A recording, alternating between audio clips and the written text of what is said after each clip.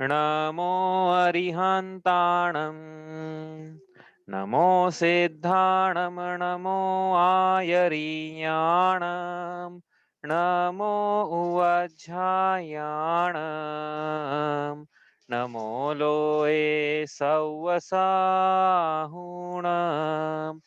तीन भुवन में सार वीतराग विज्ञानता शिव स्वरूप शिवकार नमः त्रियोग समारिके। हम पढ़ रहे हैं परम मांगलिक ग्रंथ श्री छड़ाला जी की चौथी ढाल, जिसमें पंडित दौलत राम जी ने सम्यक ज्ञान के बाद देश चारित्र के अंतर्गत मुख्य रूप से दूसरी प्रतिमा का वर्णन किया। तो हमने पहली प्रतिमा भी देखी, क्योंकि उसमें 5 अणुव्रत कॉमन है, अंतर्निहित सतिचार व्रतों का के रूप से है। अब हम पढ़ रहे हैं 5 अणुव्रतों का वर्णन हमने पढ़ लिया, उसके अतिचार पढ़ लिए, 5 अणुव्रत के 25 अतिचार।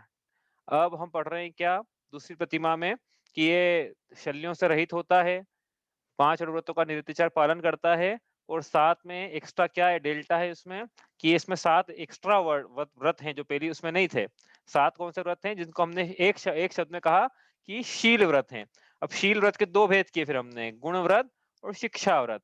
तो हम पढ़ रहे थे गुण व्रत, गुण व्रत में हम पढ़ रहे थे दिग व्रत। छंद नंबर निकालते हैं 11, ये हो गया था हमारा, एक बार देखते, कल का रिवीजन करते हैं फिर आगे चलेंगे।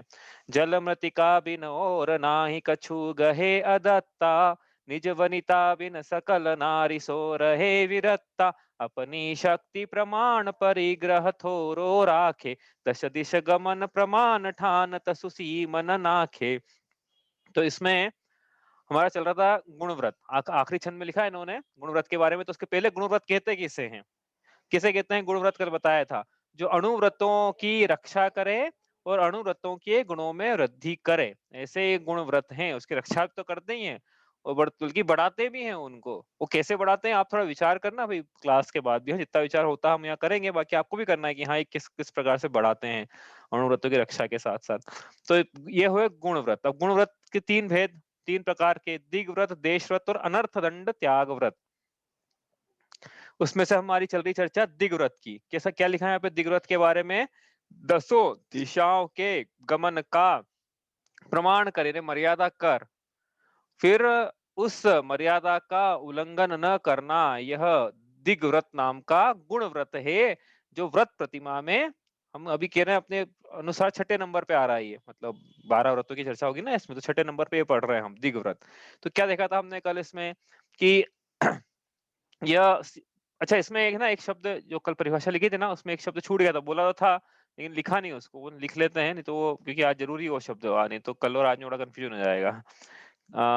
जो अनुगत, हाँ ये लिखा था यहाँ पे, 10 दिशाओं सूक्ष्म पाप आरंभ और परिग्रह की निवृत्ति के लिए 10 दिशाओं में गमन करने की मर्यादा कर उसका उल्लंघन न करना। ये ना इसमें एक शब्द छूट गया था, यावत जीवन करने की, यावत जीवन यहाँ पे लिखो, हाँ आजीवन मर्यादा करके, है ना, यावत जीवन मतलब आजीवन मर्यादा करके, हमेशा के लिए ऐसा है, ऐसा नहीं है कि कभी कम हो जाएगा कभी ज्यादा हो जाएगा, आजीवन ऐसा रहेगा उसके, आज यावत जीवन। हाँ, उसके क्या हमेशा के लिए है कि भाई इसने जैसे भारत की मर्यादा कर ली है उसने, तो ये दिग्व्रत यदि लिया है उसने, दिग्व्रत के रूप में इसको धारण किया है कि मैं भारत की क्षेत्र के बाहर न जाऊंगा, न वहां से जो जो अत्याचार है वैसा कुछ न करूंगा, तो वो जीवन भर के लिए रहेगी। जीवन भर मतलब या तो मरण उसका हो जाए जब तक, या फिर मुनि दीक्षा ले जब तक। जब तक भी जीवन ले तो 2 चीज लगा ना उसमें, या तो ऐसा या ऐसा। मुनि दीक्षा लेगा तो ये जरूरी नहीं उसको पालन करने का, फिर उसके कुछ अलग व्रत चलेंगे, हो सकता है उसकी मर्यादा बढ़ जाए, फिर वो तो आचार्य ऐसा बोलेंगे फिर, हाँ वो तो आचार्य का गमन करना पड़ेगा ना, वही संग अब तो उसने कम ले ली थी, आचार्य की ज्यादा थी मान लो, तो इसलिए क्या है, मुनि दीक्षा यदि नहीं लगता तब तक, या फिर मरण नहीं होता तब तक के लिए मर्यादा है इसकी, यम पूर्वक पालन करना है, यम पूर्वक मतलब आजीवन के लिए, ठीक है। तो इससे क्या क्या होगा, इससे क्यों करवा रहे हैं ऐसा, कि भैया उसने जो मर्यादा ली थी 10 दिशाओं की, वो देखा था ना, वो 10 दिशाओं के नाम याद कर लेना भाई, क्या क्या थे, ईशान, आग्नेय, नैऋत्य और वायव्य, ऐसे याद करें ना, फोटो सामने आ जाएगा सामने, ईशान, अब मैं तो आपको कैमरे में उल्टा दिखेगा हो सकता है, ईशान, फिर आग्नेय, फिर नैऋत्य, फिर वायव्य, इस प्रकार से दिशा थी, मतलब ऊपर उत्तर हो यदि तो, है ना, आप हो सकता है उल्टा दिख रहा हो आपको, मेरा लेफ्ट राइट में दिख रहा हो आपको, तो आप देख लेना आपके हिसाब से। तो इस प्रकार से ये 10 दिशाओं और एक ऊर्ध्व और एक अधो, है ना? तो ये 10 दिशाएं हो गई, 10 दिशाओं में कितना गमन करेगा, उसकी मर्यादा हमने देखी थी किस प्रकार से करता है वो। समुद्र की मर्यादा कर ली कि दक्षिण में समुद्र तक, उत्तर में उदाहरण के लिए पर्वत तक, पश्चिम में उदाहरण के लिए सिंधु नदी हमने लिया था उदाहरण के लिए, जो प्रसिद्ध जो है नेचुरल लैंडमार्क जो है प्रसिद्ध, पॉलिटिकल भी कर सकते हैं, मैन मेड भी कर सकते हैं, लेकिन यूजुअली क्या है, जो नेचुरल लैंडमार्क है, क्योंकि वो बदलते नहीं है ना वक्त के साथ में अधिकतर इसलिए वो नेचुरल लैंडमार्क की मर्यादा कर लिया थी। पूर्व में जाऊंगा तो मैं इस जनपद तक जाऊंगा, इस नगर तक जाऊंगा, या योजनाओं के हिसाब से भी किया सकती है कि इतना किलोमीटर की मर्यादा। तो इससे फायदा क्या होगा, उदाहरण लिया अपने जैसे भारत की मर्यादा कर ली उसने कि भारत के बाहर की चीजों से प्रयोजन नहीं रखूंगा, तो इसका सबसे बड़ा फायदा ये हुआ इसको कि अब भारत के बाहर जो जो भी हिंसा हो रही है उसमें इसकी अनुमोदना नहीं है, इसमें इसका कोई प्रयोजन नहीं है, इसलिए वो भारत के बाहर होने वाली सूक्ष्म हिंसा से भी ये बच गया। देखो स्थूल हिंसा का तो उसने पहले ही त्याग कर दिया था, सूक्ष्म हिंसा का त्याग नहीं था इसका, लेकिन अब भारत के बाहर की भूमि के बाद होने वाली, भारत की भूमि के बाहर होने वाली सूक्ष्म हिंसा का भी ये त्यागी हो गया है। और ये सूक्ष्म हिंसा के त्यागी तो वास्तव मुनिराज होते हैं, इसलिए इसके अणुव्रत भी अब महाव्रतों के तुल्य है उस सीमा के बाहर। उस सीमा के बाहर मतलब ये नहीं कि ये गमन करेगा बाहर, गमन करेगा तो टूट ही जाएगा व्रत इसका, गमन नहीं कर रहा है लेकिन अब उन पापों से बच गया इस अपेक्षा से कह रहे हैं, है ना? इसी अपेक्षा से कह पाएंगे, बाकी अन्य कोई अपेक्षा नहीं है। उदाहरण के लिए इसके 2 कषाय चौकड़ी का ये भाव है, मुनिराजों को 3 कषाय चौकड़ी का भाव रहता है, इसके वैसा नहीं है। और मुनिराजों के तो सर्वत्र सूक्ष्म जीवों की हिंसा का भी त्याग है, इसका सर्वत्र नहीं है, सिर्फ क्षेत्र की मर्यादा के बाहर है। इस प्रकार से ये इसका दिग्व्रत है। इसके अतिक्रम हमने पढ़े थे, क्या इसके अतिचार क्या थे? 5 अतिचार है, हर हर हर व्रत के 5 अतिचार है, सम्यक दर्शन से लेकर सल्लेखना तक हर चीज के 5-5 अतिचार, 14 पंजे 70। इस पर 70 अतिचार याद करना रहेंगे अपने को। तो इसके 5 अतिचार कैसे हैं कि इसके तो आसान है, ऊर्ध्व की मर्यादा का अतिक्रमण कर लेना, बाहर चले जाना ऊर्ध्व की मर्यादा से। तिर्यक मतलब अपने देखा तिर्यक लोक, हाँ हॉरिजॉन्टल मतलब हॉरिजॉन्टल चारों तरफ है ना, एक ही दिशा में मत लेना, मतलब जो आठों दिशाएं ली थी अपन ने, आठों दिशाओं को तिर्यक में ले लिया, ऊर्ध्व अलग ले लिया, अधो अलग ले लिया, इस मर्यादा का उल्लंघन कर लेना, ये इसका अतिचार है। और मर्यादा बढ़ा लेना, अपन ने देखा था कल कैसे मर्यादा बढ़ा ली थी, और जो मर्यादा ली भूल गया वो, काफी टाइम हो गया उसको, 10-20 साल हो गए, उस ध्यान ही नहीं है इसकी क्या मर्यादा ली थी मैंने। तो इस प्रकार से ये इसके 5 अतिचार हैं, ठीक है। अब आगे अपन देखें, ये तो हो गया दिग्व्रत का वर्णन, कुछ प्रश्न है आपका इसमें? तो इसकी सूक्ष्म देखो, क्या अब आपको विचार ये करना था कि इससे अणुव्रतों की रक्षा कैसे हो रही है, हाँ ये विचार आपको करना था।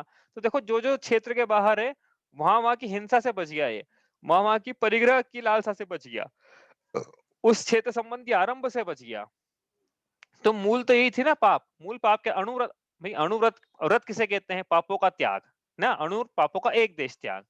तो ये व्रतों में वृद्धि कर रहा है, अणुव्रत में वृद्धि कर रहा है, तो मतलब पापों में घटती कर रहा है ना। तो पापों से में ऐसी घटती कर रहा है कि भैया वो हिंसा का त्याग हो गया, वहां का आरंभ का त्याग हो गया, परिग्रह भी पाप था ना, पाप का त्याग हो गया। और बाकी जो ये पाप है, बाकी जो पाप हैं, झूठ चोरी कुशिल भी, ये इनमें भी क्या है, या तो इसको हिंसा में गर्भित कर लो, या परिग्रह पाप, परिग्रह क्योंकि लोभ है ना, तो लोभ पाप का पाप है, परिग्रह में गर्भित कर लो, तो मतलब 5 पापों से निवृत्त हो रहा है। सिर्फ एक दिग्व्रत ले लिया और उस क्षेत्र के बाहर के 5 पापों से निवृत्त हो गया ये, है कि नहीं? कितना अच्छा काम है। पहले काम पूरे 3 लोग के, और पाप इसको लग रहे थे क्योंकि प्रतिज्ञापूर्वक त्याग नहीं था इसके कि यहाँ भी चले जाऊं, वहां भी चले जाऊं, ये भी भोग लूं। अब इसकी निवृत्ति हो गई, और साथ में भजन में तो हुआ ही हुआ, कल देखा था अपन ने, इच्छाओं का भी अभाव हो गया इसके, इसके विकल्प ही नहीं आते हैं इसके। देखना, करके देखना, विकल्प ही नहीं आएंगे। आप ये सोच लो, उदाहरण के लिए आप ये सोच लो, भले ही मत करना प्रतिज्ञा वगैरह, आप सोच लो कि हम भारत के बाहर की भूमि पे नहीं जाएंगे, तो विकल्प ही नहीं आएंगे जाने के। आप ये सोच के रखोगे ना कि जैसे हम अगले 1 साल किसी टूरिस्ट स्पॉट पे नहीं जाएंगे, जाएंगे तो सिर्फ तीर्थ यात्रा पे ही जाएंगे, तो टूरिस्ट स्पॉट के विकल्प ही नहीं आएंगे। कोई बताएगा भी तो अपना कान बंद, मतलब अपने आप की सुनने ही नहीं, हमको जाने ही नहीं, तो क्यों सुने हम? हाँ, क्यों अपनी तृष्णाओं को बढ़ाएं, क्यों आकुलताएं उत्पन्न करें? तो इस प्रकार से भाव होते हैं। तो इस प्रकार से इसके कषायों का भी, कषायों में भी मंदता आ गई है, इच्छाओं का, इच्छाओं से निवृत्ति हो गई है, राग भी घटता हुआ है इसके। इस प्रकार से इसके इतने मतलब फायदा ही फायदा इसको बोलते हैं ना, बहिरंग में भी पापों से निवृत्ति, अंतरंग में कषायों से निवृत्ति। तो इस प्रकार से दिग्व्रत है। कुछ पूछना है? इसमें मर्यादा बढ़ा लेना तो अतिचार है, लेकिन अपनी मर्यादा को घटाना, या मैं भारत की भूमि से बाहर नहीं जाऊंगा, फिर बाद में सोचा उम्र बढ़ती जा रही तो सोचा कि यार अब मध्य प्रदेश के बाहर नहीं जाऊंगा, हाँ, तो दिग्व्रत में आ जाएगा नया दिग्व्रत उसका तो हाँ घटा ठीक है, सकता है, मर्यादाएं घटा सकता है। बिल्कुल बिल्कुल घटा क्या सकता है। समाधि मरण में तो यही बोल सकता है कि मैं अपने शरीर से बाहर उपयोग नहीं लगाऊंगा। हाँ, अब बोलो, समाधि मरण चल रहा है उसका, आत्मा में आ गया सीधे वो। तो कर कर क्या रहे हैं वास्तव में? बाहर से अंदर को ला रहे हैं जीव को, मतलब पहले बाहर भटक रहा था उसका उपयोग, अब अंतरंग में ला रहे हैं उसको, तो मर्यादा घटा घटा के, और आज और घटाएंगे मर्यादा, तो घटा घटा के उसको अपनी आत्मा के सम्मुख किया जा रहा है। तो घटाने में कोई अतिचार नहीं है, घटाना चाहिए उल्टा, जैसे जैसे हाँ, बटाना नहीं, बढ़ाना अतिचार नहीं है, घटाना तो उल्टा गुण का काम है। तो वो दिग्व्रत की ओर अच्छा और ज्यादा पापों से निवृत्ति हो गई उसके, इस प्रकार से ये। चलो अपन आगे चलते हैं अब। तो ये हो गया दिग्व्रत। अब आएगा क्या? दिग्व्रत के बाद दूसरे नंबर पे क्या लिखा था अपन ने ऊपर, देखो यहाँ पे दिग्व्रत का दिखाया था ना, दिग्व्रत के बाद क्या लिखा था यहाँ पे? देशव्रत लिखा है। और तीसरे नंबर पे लिखा है अनर्थ दंड त्याग व्रत। ठीक है, तो अब क्या पढ़ना है अपने को? अपने को पढ़ना है देशव्रत, हाँ। तो आगे पढ़ें उसके पहले एक बात बता देता हूँ मैं आपको, हमेशा ये पूरी छह ढाल जब तक चलेगी, मतलब चौथी ढाल जब तक चलेगी ना, सब चीज में लगा लेना कॉमन बात क्या है कि चरणा, पहले भी आपको बताया था कि चरणानुयोग के ग्रंथों में थोड़ा थोड़ा सा मतांतर भी मिलता है। हाँ, चरणानुयोग में मिलेगा, कर्णानुयोग में बहुत कम मिलेगा, द्रव्यानुयोग में बहुत कम मिलेगा, प्रथमानुयोग में थोड़ा ज्यादा मिलेगा, और चरणानुयोग में सबसे ज्यादा मिलेगा। क्या मतांतर कि कहीं, तो इसमें क्या है, चरणानुयोग के भाई आचरण की प्रमुखता से जहां कथन किए जाते हैं उसे चरणानुयोग कहते हैं। ठीक है, तो ऐसा सिर्फ एक ही ग्रंथ नहीं है कि रत्नकरण श्राव, ऐसे बहुत सारे ग्रंथ है। उदाहरण के लिए रत्नकरण श्रावकाचार, वसुनंदी श्रावकाचार, चारित्र पाहुड़, सूत्र जी है, सतवार सूत्र, सातवां अध्याय, वो छह ढाला अपन पढ़ रहे हैं जो चौथी ढाल। हाँ, तो ऐसे चरणानुयोग के सागार धर्मामृत, बहुत सारे ग्रंथ हैं जहाँ पे चरणानुयोग की अपेक्षा से कथन किए हैं शास्त्रों में। हाँ, अपन तो भाई श्रावकों का बताया, मुनियों का नहीं बताया, मूलाचार और भगवती आराधना है, श्रावकों की बात करी अभी यहाँ पे अपन ने। तो क्या है कि यहाँ पर आचार्यों में थोड़ा सा अंतर मिलेगा। तो क्यों कह रहे हैं यहाँ पे ये बात अभी तक क्यों नहीं की, कि कुछ आचार्यों ने देश व्रत को शिक्षा व्रत में लिया है, और कुछ आचार्यों ने देश व्रत को गुण व्रत में लिया है। ठीक है, छड़ अलाकार ने चूंकि देश व्रत को गुण व्रत में लिया है, इसलिए हम उसको इसी सीक्वेंस में पढ़ेंगे। जो छड़ालाकार ने जो सीक्वेंस लिए है यहाँ पे, उसी सीक्वेंस में पढ़ेंगे। फिर आप बोलोगे इसका रिकॉन्सिलिएशन भी करें एक दिन, तो वे ऐसा हम वो कर नहीं पाएंगे। और तो आप ऐसा है कि जैसे से आप आगे ग्रंथ पढ़ो, जैसे इसके बाद आप मान लो रत्नकण शाकुंतल जी पढ़ते हैं, तो आप देखना कि क्या डिफरेंस आ रहा है छड़ाला में और रत्नकण शाकुंतल में, उनका रिकॉन्सिलिएशन फिर वही करना आप, कि किसका किसमें गर्भित हो गया, उन्होंने यहाँ क्यों लिया, क्या कहने का अभिप्राय है, वो सब वही करना आप, है ना। छड़ाला में रिकॉन्सिलिएशन नहीं करेंगे, वो सब नहीं पढ़े हुए ना अपन ने, इसलिए वो रत्नकण शाकुंतल जी पढ़ेंगे, तो आप छड़ाला से उसको कर सकते हो खुद से। ठीक है, तो अभी पढ़ रहे हैं देशव्रत। कहीं कहीं आपको ये देशव्रत शिक्षा व्रत में मिलेगा, यहाँ कुछ और मिलेगा। ठीक है, कुछ पूछना है क्या? हाँ, मैं ये पूछ रही थी कि अपन पढ़ रहे थे दूसरी प्रतिमा, हाँ, तो ये दूसरी प्रतिमा का गुण व्रत है दिग्व्रत, तो उसका भी कुछ लिमिट रहती है, मतलब दूसरी प्रतिमा वाले को कितनी लिमिट रखना चाहिए या ऐसा कुछ भी रहता है? हाँ, तो जो पहली प्रतिमा में लिया था ना, परिग्रह का परिमाण बोल रहे हो ना आप, तो जो पहली प्रतिमा में लिया था वो चल ही रहा है ना नहीं नहीं, ऐसे। दिग्व्रत में बोल रही हूँ, दिग्व्रत में बोल रही हूँ। कितनी भी दिशाएं रख सकता है वो, दूसरी प्रतिमा वाले को दिग्व्रत लेना पड़ता है, ऐसा मतलब है ना? दूसरी प्रतिमाधारी है तो दिग्व्रत उसके होगा, और दिग्व्रत होगा तो दसों दिशाओं हाँ तो का प्रमाण करेगा, लेकिन वो उसके इच्छा अनुसार कर सकता है प्रमाण वो। हाँ, वही मैं पूछ रही हूँ, उसकी इच्छा अनुसार कर सकता हाँ, है। उसकी इच्छा, किसी कंपल्शन नहीं है इसमें। वो तो परिग्रह परिमाण में ही पढ़ा था ना, तो वहां पे कंपल्शन नहीं था कि भैया 1 किलो तो रखना ही पड़ेगा आपको, या 10 ग्राम से ज्यादा मत रखना, ऐसा कुछ नहीं है। हाँ, वो उसकी कि भैया इसके मतलब कल बताया था, खींचतानी करके नहीं लेना है, लेकिन इतने लिबरल भी नहीं लेना है कि कोई फर्क ही नहीं पड़ता कि 6 खंड की संपत्ति हमारे पास रहेगी, तो ऐसे यहाँ पे 10 दिशाओं का कि भैया ऐसा है, 7 राजू ऊपर 7 राजू नीचे, और आधा राजू अगल में आधा राजू बगल में, हो गया, इससे बाहर नहीं जाएंगे हम। तो तो ऐसा नहीं लेना है ना, समझ में आ गया। चलो, तो उसको खींचतान के लिए मतलब ऐसा लेना है कि अपना काम जीविका मतलब क्या है कि अंतरंग में कषाय घटती हुई हो, राग आदि भाव बाहर की टेरिटरी से, जहाँ की प्रयोजन ही नहीं है हमारा। अनर्थ दंड पढ़ेंगे ना, अभी समझ में आएगा क्या क्या होता है अनर्थ दंड, फालतू प्रयोजन ही नहीं है। न धर्म की सिद्धि हो रही है, न अर्थ की सिद्धि हो रही है, न काम की सिद्धि हो रही है, न मोक्ष की सिद्धि हो रही है, लेकिन फिर भी जीव अपना उपयोग उधर लगा रहा है, मतलब समय व्यर्थ, मनुष्य भव व्यर्थ गवा रहा है, तो उसका उपयोग वहां ना लगे। काम की बातों में लगाओ भाई, चलो धन धन कमाने में लगा लो, हम मना नहीं कर रहे हैं, लेकिन ऐसी जगह मत लगाओ जो काम की नहीं है। अभी अनर्थ दंड में पढ़ेंगे ये बात, हाँ। तो अपन क्या कर रहे हैं, संकुचित कर रहे हैं कि भाई काम काम की बातें करो, मनुष्य भव जो है बाहर ऐसी जगह उपयोग लगाने के लिए नहीं है अपने ज्ञान का जहाँ प्रयोजन ही नहीं है उसका, तो इसलिए उसने क्या करा कि हम जाएंगे नहीं बाहर, प्रयोजन की उसकी मर्यादा कर ली क्षेत्र के। अब आगे चलते हैं, तो छंद नंबर 12 पढ़ते हैं एक बार। अब आएगा क्या, देश व्रत। हाँ, और देश व्रत क्या क्या आएगा, अनर्थ दंड त्याग व्रत। ठीक है, तो ये पढ़ते हैं। ताहू में फिर ग्राम गली ग्रह बाग बजारा, गमनागमन प्रमाण ठान अन सकल निवारा, काहू की धन हानि किसी जय हार न चिंते, देय न सो उपदेश होय अगवनज कृषिते। तो इसमें क्या चल रही है, गुण व्रतों की चर्चा चल रही है। आएगा क्या, देश व्रत, और देश व्रत के बाद क्या आएगा, अनर्थ दंड त्याग व्रत।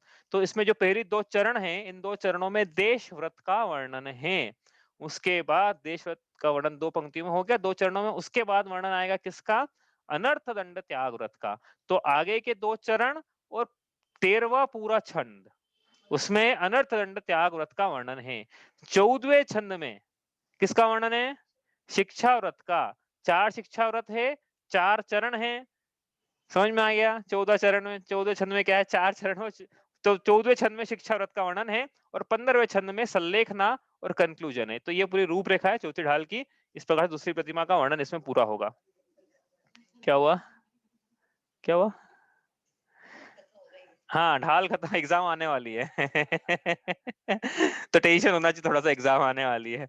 चलो अपन आगे अब इसको पढ़ते हैं अपन, देश व्रत क्या होता है। तो यहाँ लिखा ना, ताहू में, उसमें, किसमें, वो देखते हैं। फिर क्या कर रहा है उसमें, ग्राम मतलब गांव, गली मतलब गली, गृह मतलब घर, बाग मतलब उद्यान, बजारा मतलब मार्केट, बाजार, गमनागमन, गमन प्लस आगमन, गमन मतलब जाना और आगमन मतलब आना। तो गमनागमन, जाना आना, प्रमाण मतलब मर्यादा, ठान मतलब मर्यादा करना, अन मतलब अन्य, सकल मतलब सभी का, निवारा मतलब त्याग देना, निवृत्ति कर देना। तो क्या कह रहे हैं कि उसमें, किसमें, वो देखते हैं। उसमें फिर पुनः क्या करना है कि ग्राम, गली, गृह, बाग, बजारा, इस प्रकार से माइलस्टोन लेना है, और फिर उन माइलस्टोन के बियॉन्ड जाने का, गमनागमन करने का त्याग करना है। ये है अगला देश व्रत। तो फिर आप बोलोगे दिग व्रत भी तो यही था, फिर देश व्रत भी तो यही है, तो अंतर क्या हुआ फिर, क्या हुआ अंतर? मैंने बताया अभी क्लास शुरू होने के ठीक बाद मैंने बताया था क्या अंतर है दिग व्रत और देश व्रत। समझ में आया ना, देश व्रत क्या है। उस देखो यहाँ क्या लिखा है, मैं बताता हूँ। ये ताहू में लिखा है, ताहू, ताहू मतलब उसमें मतलब उस दिग व्रत में ली हुई मर्यादा में, उस दिग व्रत की ली हुई मर्यादा में फिर पुनः क्या करना है उसमें। और उसके मतलब पहले वो थोड़ा ज्यादा क्षेत्र था, अब उस मर्यादा में और उसको संकुचित करना है। संकुचित करके, वो जैसे अपने वहां लिखी थी ना, क्षेत्र पर्वत उन सबकी, यहाँ पे उन्होंने उदाहरण लिया है कि ग्राम, गली, गृह, बाग, बाजार से माइलस्टोन बना लेना है कि मेरा जो है गमनागमन इसके अंदर ही रहेगा, इसके बाहर की चीजों का से कोई प्रयोजन नहीं है मेरा। ऐसा प्रमाण ठान, ऐसा प्रमाण कर लिया उसका गमनागमन का, और बाकी सब जो क्षेत्र के बाहर था सबका, सबसे निवृत्ति हो गई उसकी। ठीक है, तो प्रश्न ये था कि यही तो दिग्व्रत था, यही देश व्रत है, तो अंतर क्या है फिर? दिग्व्रत आजीवन, देश व्रत कुछ समय के लिए। हाँ, दिग अभी बताया था ना कि वो इम्पोर्टेंट शब्द आज अपन करेंगे उसको।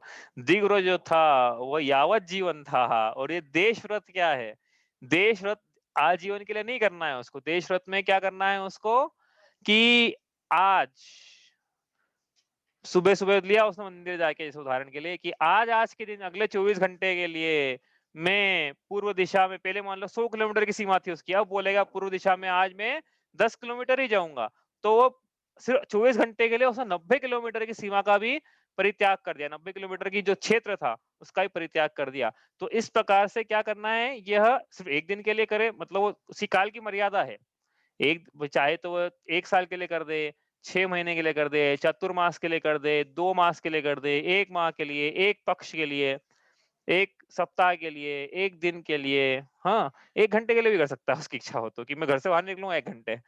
तो इस प्रकार से क्या है, उसने जो पहले की ली हुई मर्यादा थी उसमें पुनः मर्यादा लेकर काल की मर्यादा से अन्य क्षेत्र के में गमनागमन की निवृत्ति कर रही है।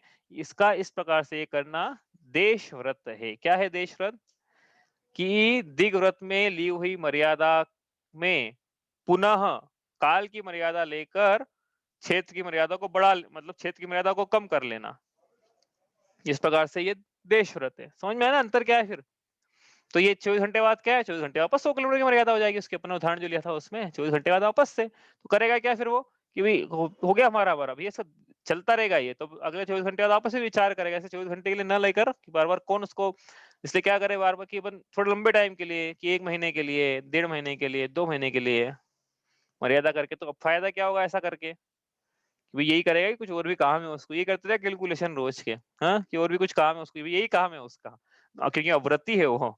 तो क्या क्यों करवा रहे हैं उससे ऐसा? प्रश्न तो ये उठता है यहाँ पे, क्यों करवा रहे हैं उससे? कि वो जो दिग्व्रत में जो लाभ था वही लाभ यहाँ मिलेगा इसको। दिग्व्रत में क्या लाभ था ऐसा करने का?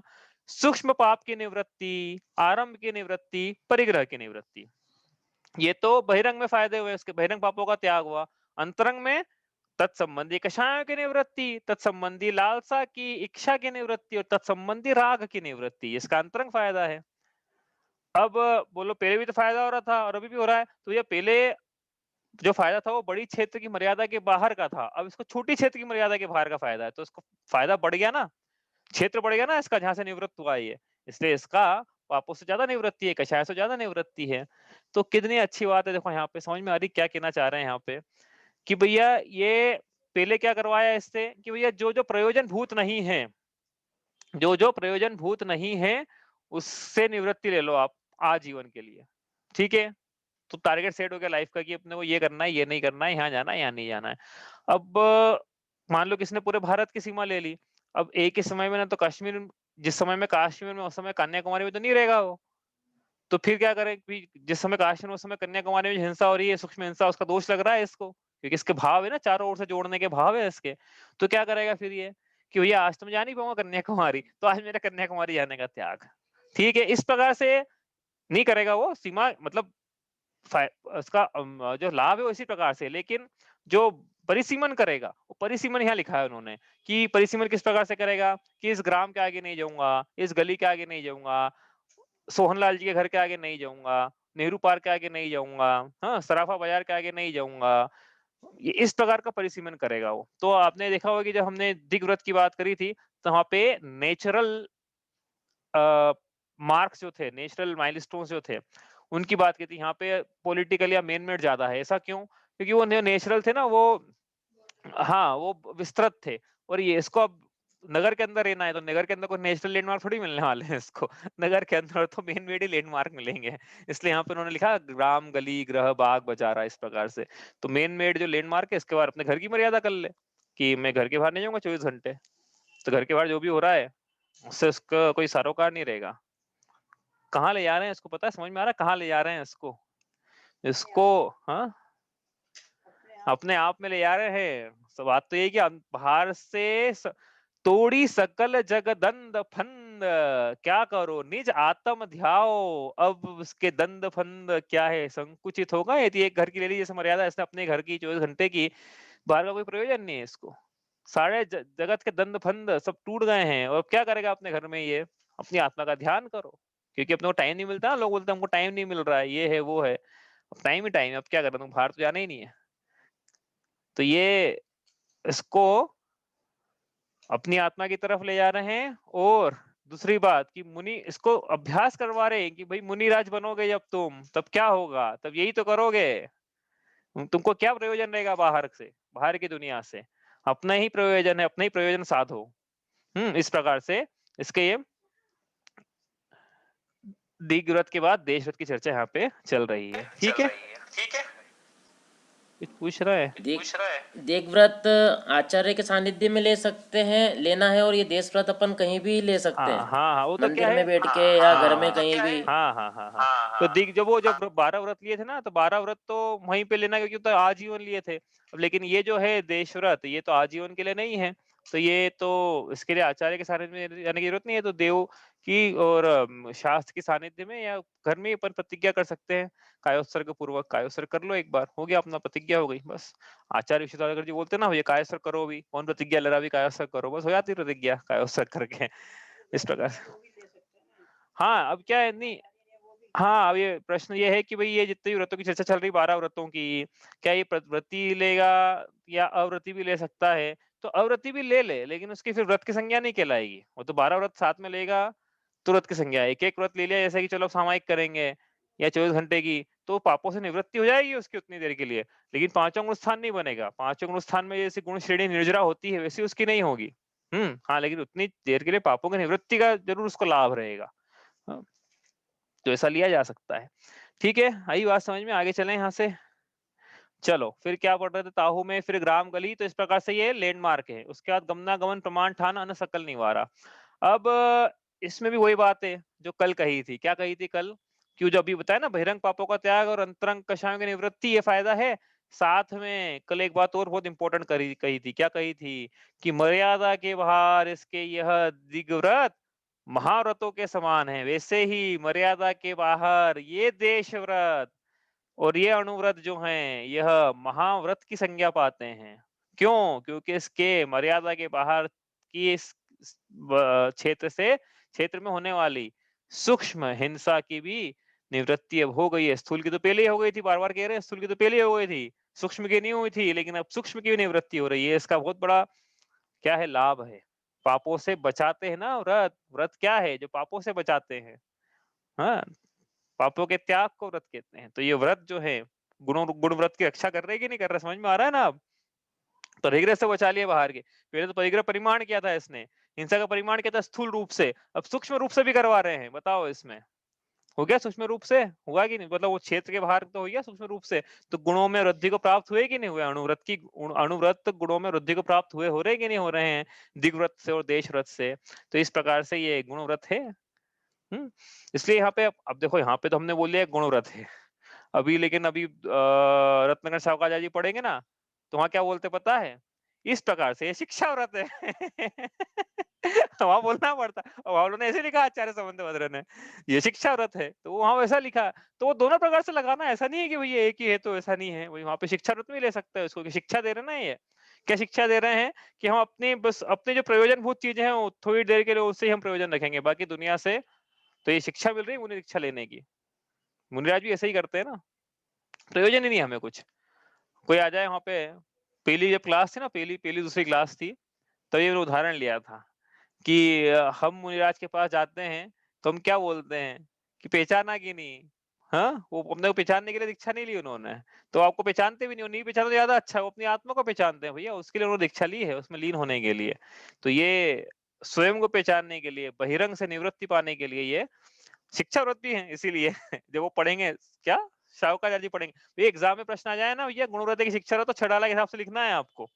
आपको ये रेफरेंस मत लेके आया है कि देखो यहाँ रत्नाकर शाहुकाचार्य जी में इसको हमने वहां के हिसाब से लिखा है। भाई वहां के हिसाब से नहीं पढ़ रहे हैं अपन, है ना, ये ध्यान रखना है। एग्जाम में छड़ाला के हिसाब से उत्तर लिखना है कि कौन सा व्रत गुण व्रत है या शिक्षा व्रत है या जो भी ऐसा भी है। हाँ, और कहीं कहीं तो व्रतों के नाम भी बदल दिए हैं, कहीं तो एक को कम कर दिया, एक को बढ़ा दिया है। तो ऐसा अपन छड़ाला में जो वर्णन है वो कर रहे हैं यहाँ पे। ठीक है, चलो आगे चलते हैं यहाँ से। अब आगे क्या पढ़ेंगे इसके बाद? आगे पढ़ेंगे अनर्थ दंड त्याग व्रत, उसके पहले इसके 5 अतिचार, देश व्रत के 5 अतिचार। इसकी डेफिनेशन भी तो आएगी। हाँ, डेफिनेशन लिख लेते हैं पहले। चलो, दिग्व्रत की पहले देश व्रत किसे कहते हैं?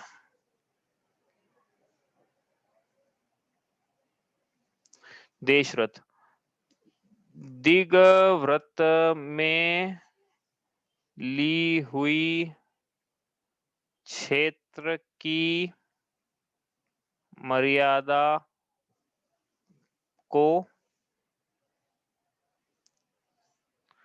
काल के अनुसार और कम कर लेना। क्या है इसका मतलब? कि दिग्व्रत में जो क्षेत्र की मर्यादा ली थी ना, उसको काल के अनुसार, मतलब काल की मर्यादा लेकर, हाँ, काल की मर्यादा भी लिख सकते हैं, लेकिन मर्यादा शब्द 2 बार आ जाएगा फिर। काल की मर्यादा लेकर और कम कर लेना, तो ये देश व्रत है। ठीक है, समझ में आ गया ना? वही परिभाषा है, लेकिन बस अपन ने लैंडमार्क्स कुछ अलग बनाए थे, यहाँ अपन ने लैंडमार्क्स अलग बनाए हैं। और सेम भी हो सकते हैं लैंडमार्क्स, वो तो, लेकिन फिर भी प्रैक्टिकल तो ये है कि वो नेचुरल होते हैं और ये मेन मेड होते हैं। हाँ, ये पॉलिटिकल होंगे ये, और वो टेरिटरी में जो रहते हैं वो होंगे। ठीक है, इस प्रकार से देश व्रत है, उसके अतिचार, इसके देश व्रत के अतिचार के 5 अतिचार। क्या अतिचार है इसके भाई? 5 देखते हैं अपन अभी। तो पहला अतिचार है प्रेषण शब्दानयनम। एक सेकंड इसको बढ़ा लूं मैं थोड़ा सा। प्रेषण शब्द आनयन प्रेषण शब्दानयनन रूपाभिव्यक्ति रूपाभिव्यक्ति और 5वां पुद्गल क्षेपण। ये नाम याद रखना है सबके, क्योंकि भाई लेना है तो अतिचार नहीं लगना चाहिए। प्रेषण मतलब क्या है कि भाई मर्यादा तो ले ली, और ये क्या है, ये अतिचार दिग्वृत में भी लगा सकते हो आप। इसलिए मैंने बोला कि सैंपल लेना हो, ये ऐसा है, ये कोई ऐसा नहीं है कि ये ऐसा वहां ने लिखा था दिग्वृत में इसलिए दिग्वृत में प्रेषण किया तो अतिचार नहीं, ऐसा नहीं है। हाँ, तो जहां जहां जैसा भाव है वैसे अतिचार भी लगेंगे, तो सैंपल के समझना आप। तो ये प्रेषण मतलब क्या कि क्षेत्र की मर्यादा कम कर ली। अब कम करने के बाद अब जा तो सकते नहीं बाहर, और लेकिन काम है अपने को, तो अपन ने क्या करा, किसी को भेज दिया क्षेत्र की मर्यादा के बाहर कि तुम बाहर जाओ और हमारा ये काम करके करो। तो ये तो गया नहीं, क्योंकि इसका तो गमना गमन प्रमाण ठान न सकल निवारा था, तो ये तो नहीं गया, लेकिन इसने दूसरे को भेज के काम कराया, तो ये प्रेषण नाम का अतिचार है। भाव भी नहीं करने का ऐसे कि नहीं तो इससे प्रेषण नाम का अतिचार हो। ये हो गया। दूसरा शब्द मतलब क्षेत्र की मर्यादा के बाहर कुछ बोलकर कुछ काम करवाना। जैसे अपने घर की मर्यादा ले ली, अब घर के बाहर अपन बालकनी में गए और कुछ काम करवाएं और नहीं काम करवाएं, देखो क्या बोल दिया तो अनाचारी हो गया, लेकिन क्या है, खांस रहे हैं, खकार रहे हैं, हुंकार भर रहे हैं कि हम बोला का, तो ये भी शब्द है ना। तो इस प्रकार से काम करवाना यह अतिचार है इसका। आनयन मतलब क्या है कि कोई वहां से आ रहा हो, हमको पता है कि कोई बाहर से आएगा, तो हमने बोला कि तुम बाहर से आओगे ना, जब हम नहीं भेज रहे तुमको, देखो, लेकिन तुमको अपने स्वयं से जा रहे हो, जा रहे हो तो आओगे भी सही, तो जब आओ ना तो हमारे लिए ये लेते हुए आना बाहर से। तो ये आनयन नाम का अतिचार है। ये भेजा कि ये बोलेगा कि हमने कहाँ भेजा था, वो तो खुद ही जा रहा था, खुद ही आ रहा था, लेकिन इनने भाव करे ऐसे कि आए तो हमारे लिए बाहर, मतलब मर्यादा के बाहर, क्षेत्र की मर्यादा के बाहर से लेकर आए, इस प्रकार से आनयन नाम का अतिचार है। और रूपाभिव्यक्ति मतलब क्या, कि जैसे बताया ना अभी कि क्षेत्र की मर्यादा के बाहर कुछ काम कराना हो तो शब्द खास के खकार के कोई, लेकिन कुछ ऐसे कुछ लोग ऐसे रसूखदार भी होते हैं जिनको बोलने की जरूरत नहीं पड़ती है, जो क्या है, जो दिख भी जाए तो काम हो जाता है कि ये आ गए हैं काम कर लो, तो नहीं काम हो रहा हो, बालकनी में आके खड़े हो गए, वहां के जो लोग थे उनको रूप दिखा दिया अपना, मतलब स्वयं को अभिव्यक्त कर दिया उन लोगों के सामने कि मैं देख रहा हूँ तुमको, ढंग से काम करो। तो ये क्या है, रूपाभिव्यक्ति नाम का अतिचार है। समझ में आ रहा ना, आसान है ये तो। और अंतिम पुद्गल क्षेपण मतलब कि भाई शब्द और रूपाभिव्यक्ति नहीं दिखाई इसने, न किसी को भेजा, न कोई जा रहा था तो कुछ लेकर आया, ऐसे क्या करा कि कंकर फेंका, पत्थर फेंका, लकड़ी फेंकी, और अपना ध्यान, मतलब लोगों का ध्यान अपनी तरफ आकृष्ट करा। इस प्रकार से पुद्गल क्षेपण नाम का अतिचार है। इसको क्योंकि प्रयोजन नहीं था ना, ये सब करा इसने, अब जा तो नहीं रहा है, क्योंकि इसने बोल चले ही जाएगा तो वो तो अनाचारी हो गया, लेकिन इसने ये जो जो चीजें करी है इस प्रकार से, ये सब अतिचार की संज्ञा पा रहे हैं, क्योंकि गमना गमन का प्रमाण किया था इसने, तो इसने बोला कि चलो हम दूसरे तरीके से काम निकालते हैं। बोलो भैया। इसमें सिर्फ आने जाने के ऊपर ही पाबंदी है। मान लो घर के बाहर नहीं जाऊंगा, बालकनी में खड़े होकर जहाँ तक नजरें जा रही है वहाँ तक का देखना, जहाँ तक की आवाज़ आ रही है वहाँ तक का सुनना, ये सब नहीं आएगा। देखो ऐसा है कि अपन चला चला के उपयोग वहां ले जा रहे हैं तो फिर अतिचार ही है, लेकिन अपन चला चला के उपयोग ले जा रहे हैं फिर तो अनाचार ही है। लेकिन हाँ, बाहर की आवाज आ रही है, कुछ दृश्य दिख गया है नहीं चाहते हुए, तो फिर अतिचार में लेना हो उसको। लेकिन ये अपन हम क्या मतलब हमारा उपयोग किधर ले जा रहे हैं, हम बाहर की तरफ ले जा रहे हैं, क्योंकि वो प्रयोजन नहीं था ना, उपयोग तो अंदर की तरफ रखना था। लेकिन अब वही घर ही छोटा है, हमने घर की ले लिया, अब दिख रहा है बाहर का, कुछ दिख गया तो क्या भंग हो जाएगा क्या? तो वो दिख गया है या देखा गया है, देखा गया है नजरें गड़ा गड़ा के, तो फिर भंग है ना, भंग होने जैसा, दिख गया है तो अतिचार है, फिर वो कोई उसमें ऐसा नहीं है कि भंग ही हो जाएगा, ऐसा है ना। ठीक है, जब हम वहां गए थे ना, अब आपको बताऊं, देखो मैं याद आ गया मेरे को बोलते बोलते कि शिविर में गए थे हम, जहाँ शिविर में पंढरपुर में, तो वहां पे 10 दिन का शिविर था, 10 दिन के लिए अणुव्रत और दिग्व्रत देशव्रत दिलाए थे 10 दिन के लिए। क्या आप 10 दिन के लिए अणुव्रत लो? 10 दिन क्योंकि बाहर के आप ध्यान में बैठ रहे हो ना, अंदर आना है आपको, तो बाहर की चीजों का सबका त्याग करो। सब ले लिया था, घड़ी पेंसिल जो भी ले गए थे, मोबाइल वगैरह सब ले लिया था, कपड़े रखो अपने पास में, बस 2 जोड़ी कपड़े और टॉवल वगैरह, बाकी सब ले लिया था हमसे, जब्त कर लिया उनने। 10 दिन के लिए अणुव्रत दिलाए, 10 दिन के लिए अभ्यास के रूप में, हाँ, दूसरी प्रतिमा नहीं दिलवा दी थी, अभ्यास के रूप में अणुव्रत, अभ्यास के रूप में दिग्व्रत देशव्रत।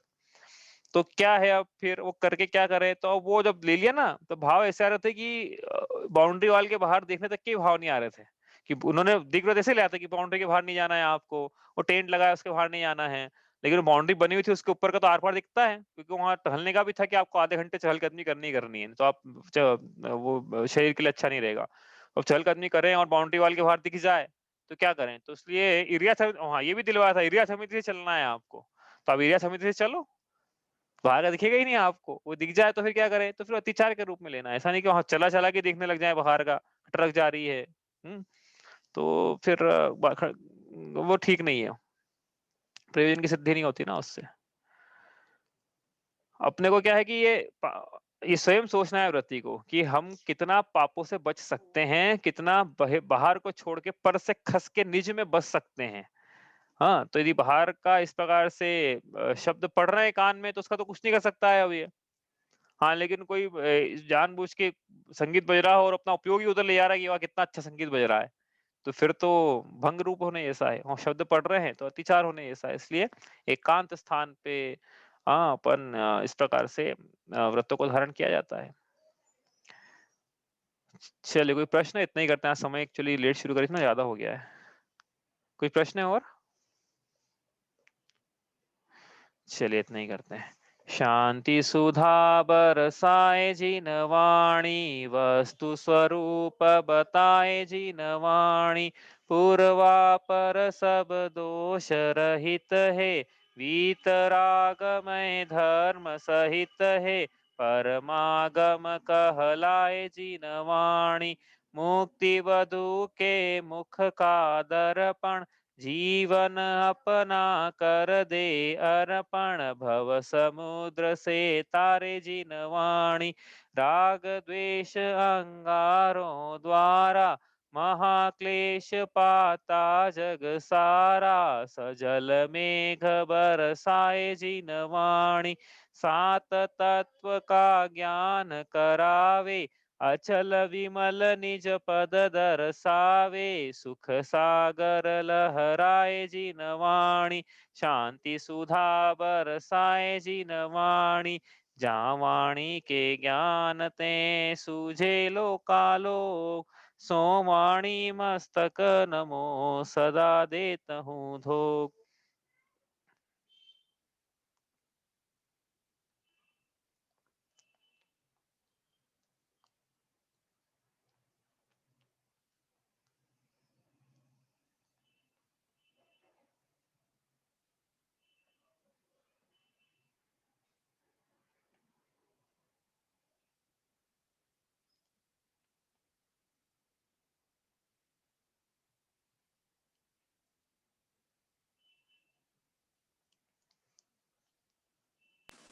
जय जिनेन्द्र। जय जिनेन्द्र।